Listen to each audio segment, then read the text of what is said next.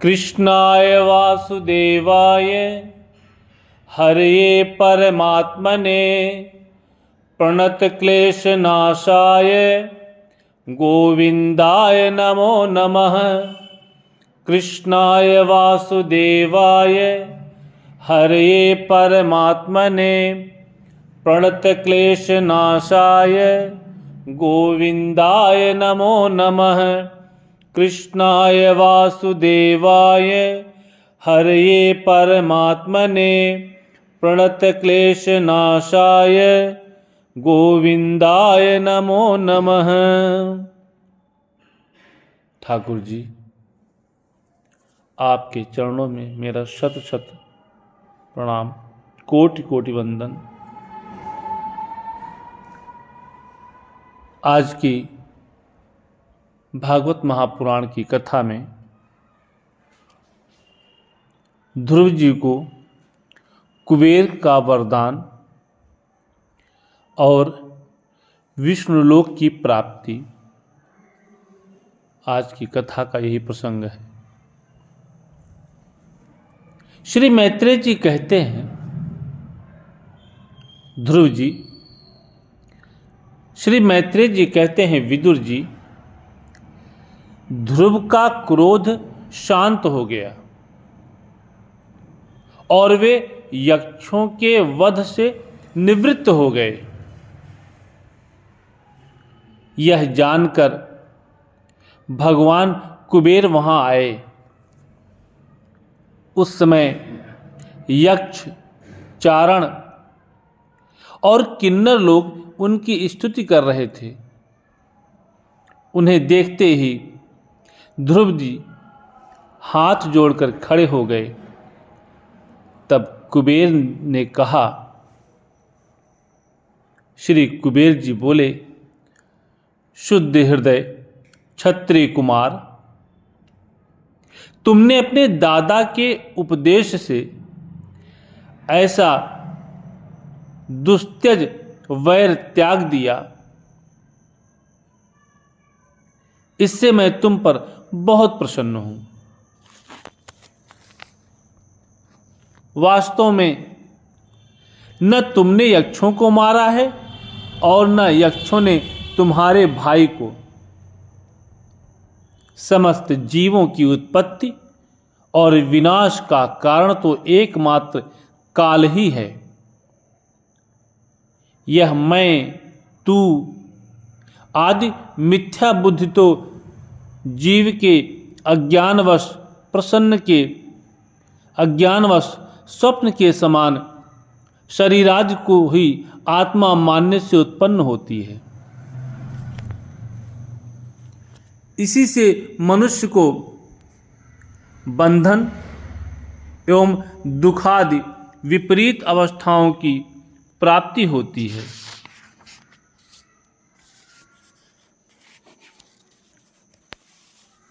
ध्रुव जी, अब तुम जाओ, भगवान तुम्हारा मंगल करें। तुम संसार पाश से मुक्त होने के लिए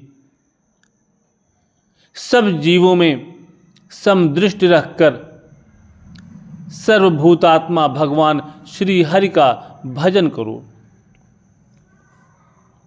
वे संसार पाश का छेदन करने वाले हैं तथा संसार की उत्पत्ति आदि के लिए अपनी त्रिगुणात्मिका माया शक्ति से युक्त होकर भी वास्तव में उससे रहित हैं। उनके चरण कमल ही सबके लिए भजन करने योग्य हैं। प्रियवर,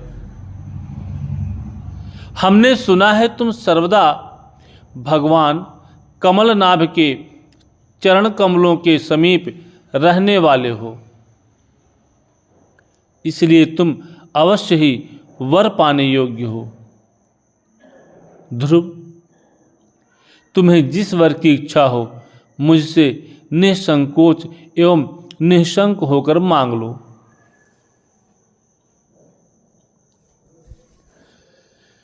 मैत्रेय जी कहते हैं, विदुर जी, यक्षराज कुबेर ने जब इस प्रकार वर मांगने के लिए आग्रह किया, तब महाभागवत महामति ध्रुव जी ने उनसे यही मांगा कि मुझे श्री हरि की अखंड स्मृति बनी रहे, जिससे मनुष्य सहज ही दुस्तर संसार सागर को पार कर जाता है। इडविडा के पुत्र कुबेर जी ने बड़े प्रसन्न मन से उन्हें भगवत स्मृति प्रदान की। फिर उनके देखते ही देखते वे अंतर्धान हो गए। इसके पश्चात ध्रुव जी भी अपनी राजधानी को लौट आए।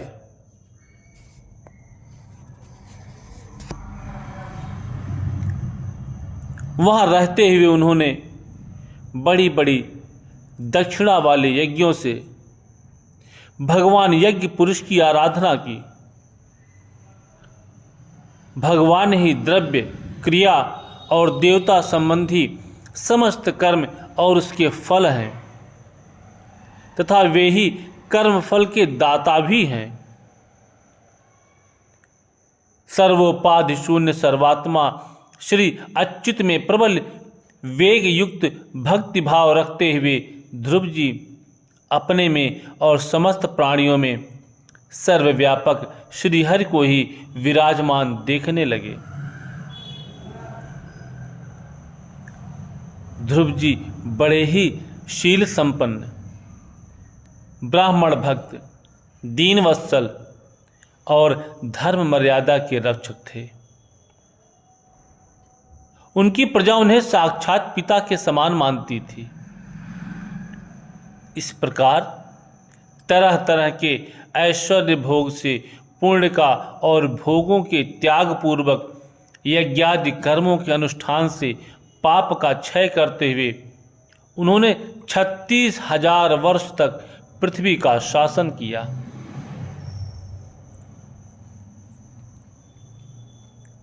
जितेंद्री महात्मा ध्रुव ने इसी तरह अर्थ, धर्म और काम के संपादन में बहुत से वर्ष बिताकर अपने पुत्र उत्कल को राज सिंहासन सौंप दिया।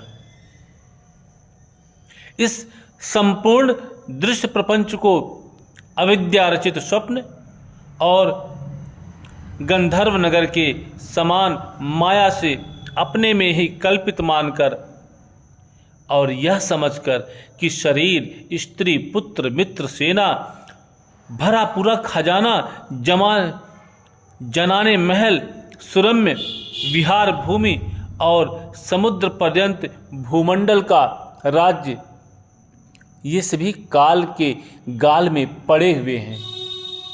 वे बद्रिकाश्रम को चले गए। वहां उन्होंने पवित्र जल में स्नान किया, इंद्रियों को विशुद्ध अर्थात शांत किया। फिर स्थिर आसन से बैठकर प्राणायाम द्वारा वायु को वश में किया। तदंतर मन के द्वारा इंद्रियों को बाह्य विषयों से हटाकर मन को भगवान के स्थूल विराट स्वरूप में स्थिर कर दिया। उसी विराट रूप का चिंतन करते करते वे अंत में ध्याता और ध्येय के भेद से शून्य निर्विकल्प समाधि में लीन हो गए और उस अवस्था में विराट रूप का भी परित्याग कर दिया। इस प्रकार भगवान श्रीहरि के प्रति निरंतर भक्ति भाव का प्रवाह चलते रहने से उनके नेत्रों में बार बार आनंदाश्रुओं की बाढ़ सी आ जाती थी। इससे उनका हृदय द्रवीभूत हो गया और शरीर में रोमांच हो आया। फिर देहाभिमान गलित हो जाने से उन्हें मैं ध्रुव हूँ इसकी स्मृति भी न रही। इसी समय ध्रुव जी ने आकाश से एक बड़ा ही सुंदर विमान उतरते देखा। वह अपने प्रकाश से दसों दिशाओं को अलौकिक कर रहा था। मानो पूर्णिमा का चंद्र ही उदय हुआ हो। उसमें दो श्रेष्ठ पार्षद गदाओं का सहारा लिए खड़े थे। उनके 4 भुजाएं थीं। सुंदर श्याम शरीर था, किशोर अवस्था थी और अरुण कमल के समान नेत्र थे। वे सुंदर वस्त्र, किरीट, हार, भुजबंद और अति मनोहर कुंडल धारण किए हुए थे। उन्हें पूर्ण श्लोक श्री हरि के सेवक जान ध्रुव जी हड़बड़ाहट में पूजा आदि का क्रम भूलकर सहसा खड़े हो गए और ये भगवान के पार्षदों में प्रधान हैं, ऐसा समझकर उन्होंने श्री मधुसूदन के नामों का कीर्तन करते हुए उन्हें हाथ जोड़कर प्रणाम किया। ध्रुव जी का मन भगवान के चरण कमलों में तल्लीन हो गया और वे हाथ जोड़कर बड़ी नम्रता से सिर नीचा किए खड़े रह गए। तब श्री हरि के प्रिय पार्षद सुनंद और नंद ने उनके पास जाकर मुस्कुराते हुए कहा।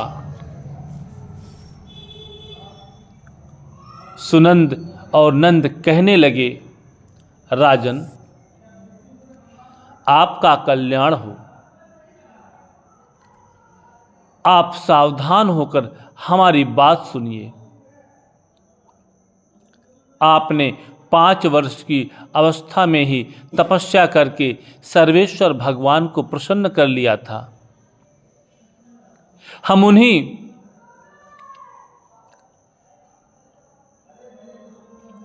निखिल जगत नियंता सारंगपाणि भगवान विष्णु के सेवक हैं और आपको भगवान के धाम में ले जाने के लिए यहां आए हैं। आपने अपनी भक्ति के प्रभाव से विष्णुलोक का अधिकार प्राप्त किया है, जो औरों के लिए बड़ा दुर्लभ है। परम ज्ञानी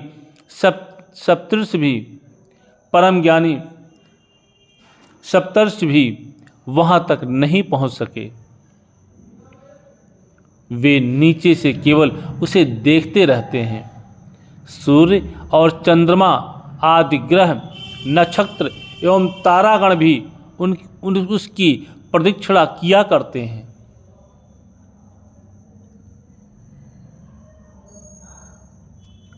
चलिए, आप उसी विष्णु धाम में निवास कीजिए। प्रियवर, आज तक आपके पूर्वज तथा और कोई भी उस पद पर कभी नहीं पहुंच सके। भगवान विष्णु का वह परम धाम सारे संसार का वंदनीय है।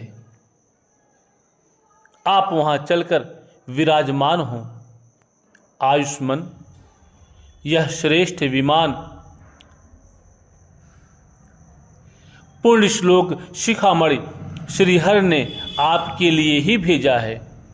आप इस पर चढ़ने योग्य हैं। श्री मैत्रेय जी कहते हैं,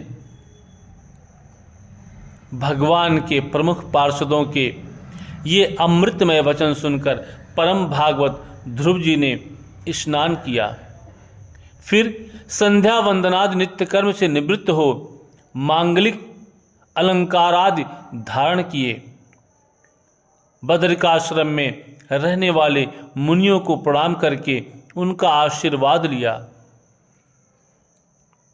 इसके बाद उस श्रेष्ठ विमान की पूजा और प्रदक्षिणा की और पार्षदों को प्रणाम कर स्वर्ण के समान कांतिमय दिव्य रूप धारण कर उस पर चढ़ने को तैयार हुए। इतने में ही ध्रुव जी ने देखा कि काल मूर्तिमान होकर उनके सामने खड़ा है। तब वे मृत्यु के सिर पर पैर रखकर उस समय अद्भुत विमान पर चढ़ गए। उस समय आकाश में दुमदुभी, मृदंग और ढोल आदि बाजे बजने लगे, श्रेष्ठ गंधर्व गान करने लगे और फूलों की वर्षा होने लगी। विमान पर बैठकर ध्रुव जी ज्यों ही भगवान के धाम को जाने के लिए तैयार हुए, त्यों ही उन्हें अपनी माता सुनीति का स्मरण हो आया। वे सोचने लगे, क्या मैं बेचारी माता को छोड़कर अकेला ही दुर्लभ वैकुंठ धाम को जाऊंगा?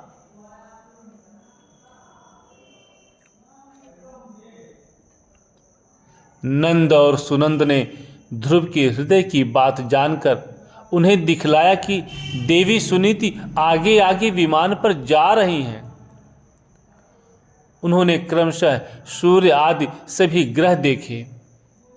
मार्ग में जहां तहां विमानों पर बैठे हुए देवता उनकी प्रशंसा करते हुए फूलों की वर्षा करते जा रहे थे।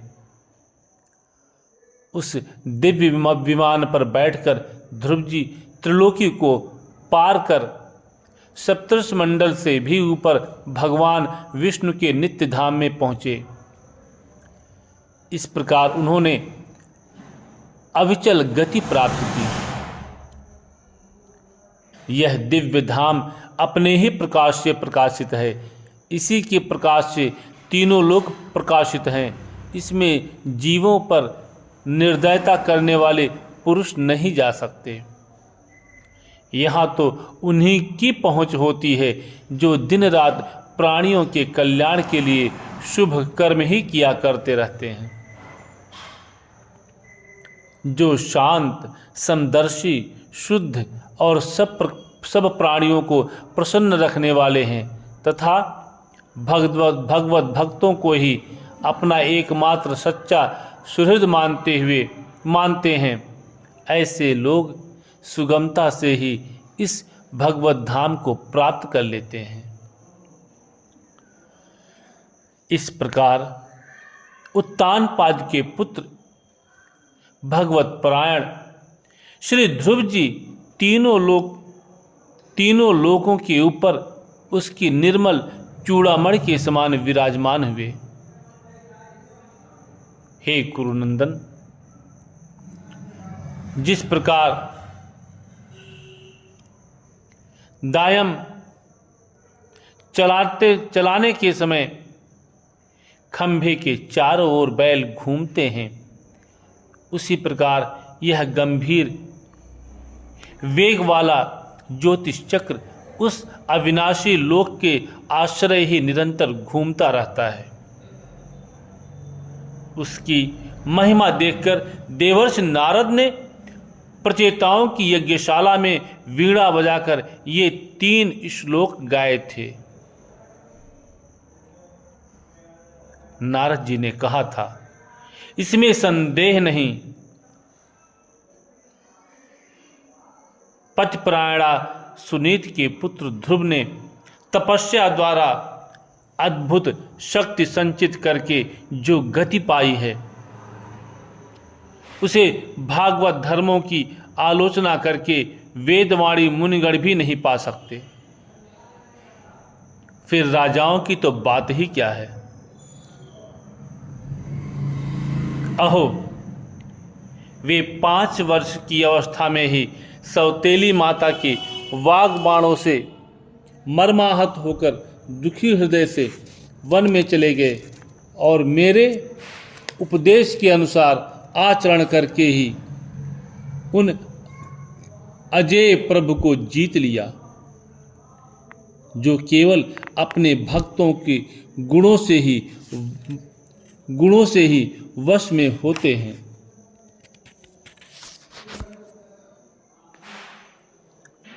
ध्रुव जी ने तो 5-6 वर्ष की अवस्था में कुछ दिनों की तपस्या से ही भगवान को प्रसन्न करके उनका परम पद प्राप्त कर लिया, किंतु उनके अधिकृत किए हुए इस पद को भूमंडल में कोई दूसरा क्षत्रिय क्या वर्षों तक तपस्या करके भी पा सकता है? श्री मैत्रेय जी कहते हैं, विदुर जी, तुमने मुझसे उदार कीर्ति ध्रुव जी के चरित्र के विषय में पूछा था, सो मैंने तुम्हें वह पूरा का पूरा सुना दिया। साधुजन इस चरित्र की बड़ी प्रशंसा करते हैं। यह धन, यश और आयु की वृद्धि करने वाला परम पवित्र और अत्यंत मंगलमय है। इससे स्वर्ग और अविनाशी पद की भी पद भी प्राप्त हो सकता है। यह देवत्व की प्राप्ति कराने वाला बड़ा ही प्रशंसनीय और समस्त पापों का नाश करने वाला है। भगवत भक्त ध्रुव के इस पवित्र चरित्र को जो श्रद्धा पूर्वक बार बार सुनते हैं, उन्हें भगवान की भक्ति प्राप्त होती है, जिससे उनके सभी दुखों का नाश हो जाता है। इसे श्रवण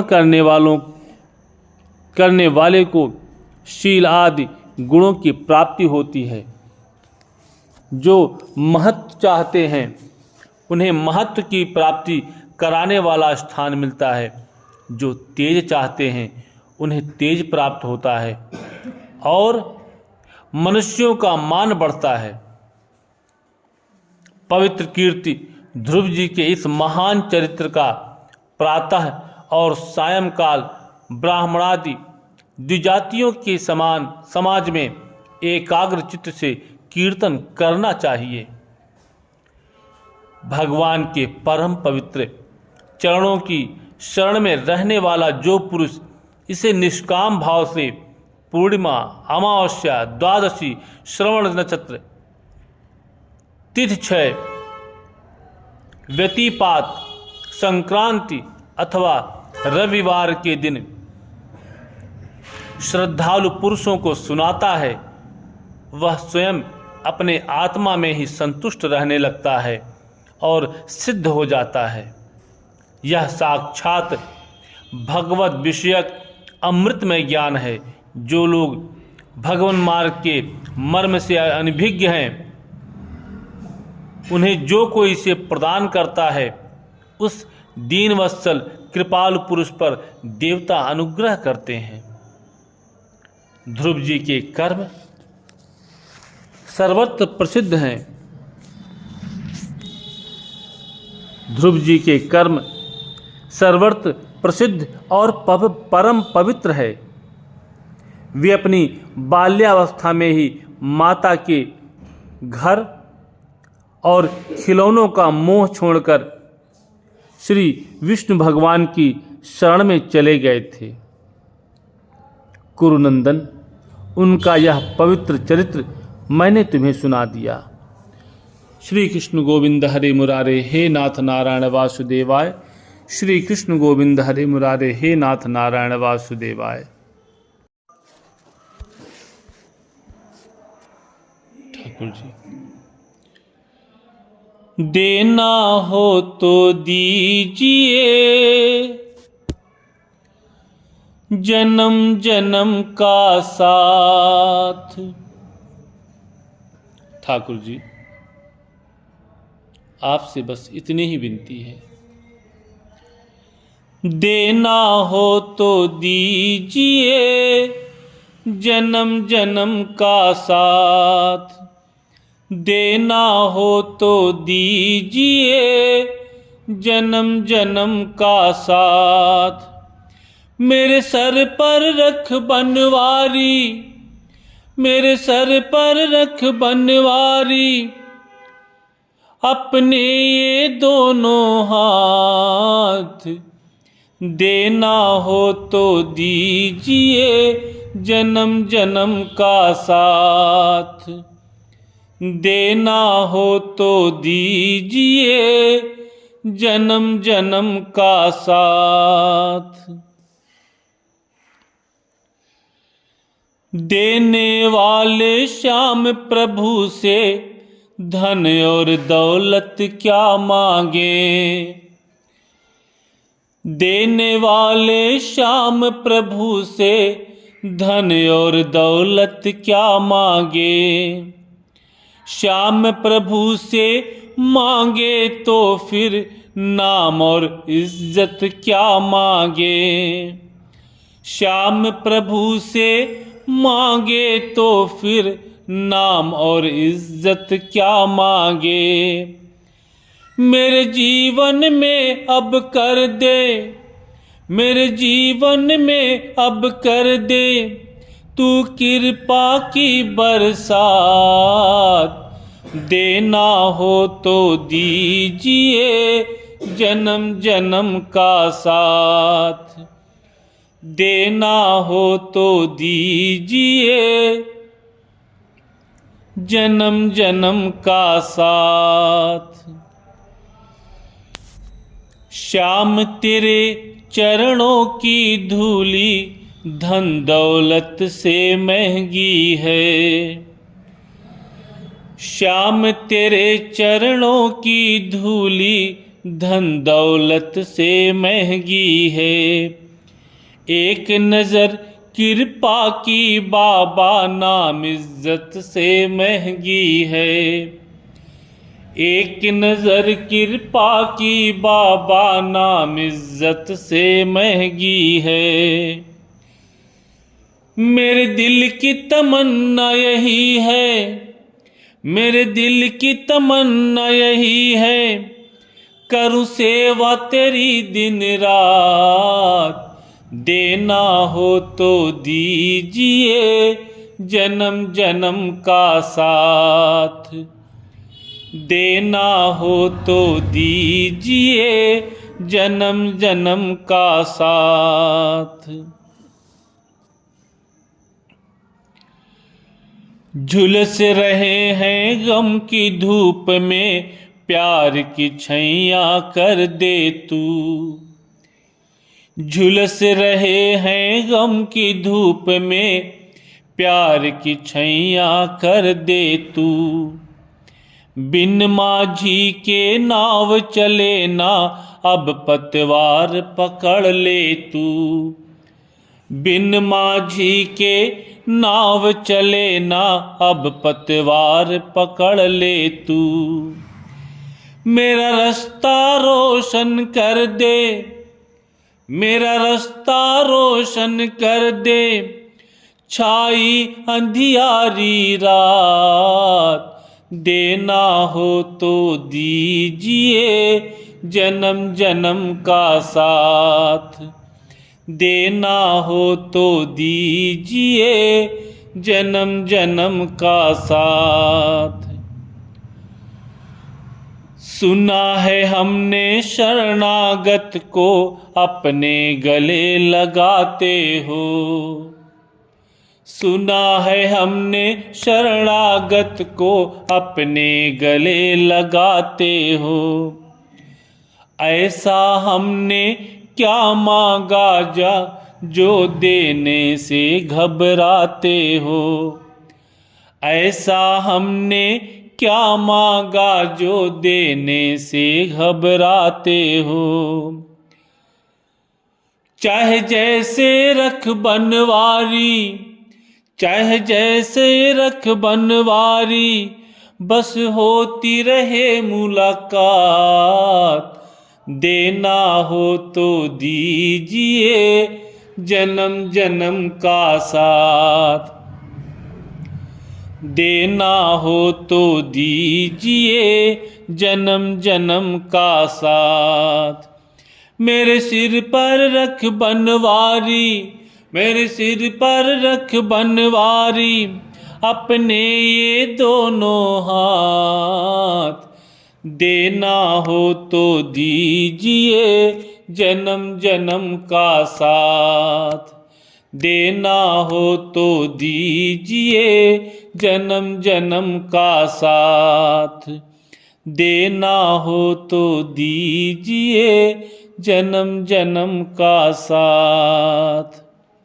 श्री राधा राशे श्री रम्या कृष्ण मंत्रादि देवता सर्वाद्या सर्वंद्या वृंदावन विहारिणी वृंदा राधा रमा शेष गोपी मंडल पूजिता सत्या सत्य परासत्य भामा श्री कृष्ण वल्लभा वृषभानुसुता गोपी मूल प्रकृतीश्वरी गांधर्वा राधिका रम्या रुक्मिणी परमेश्वरी परात्परतरा पूर्णा पूर्ण विमानना भुक्ति मुक्ति प्रदा भव व्याधि विनाशिनी।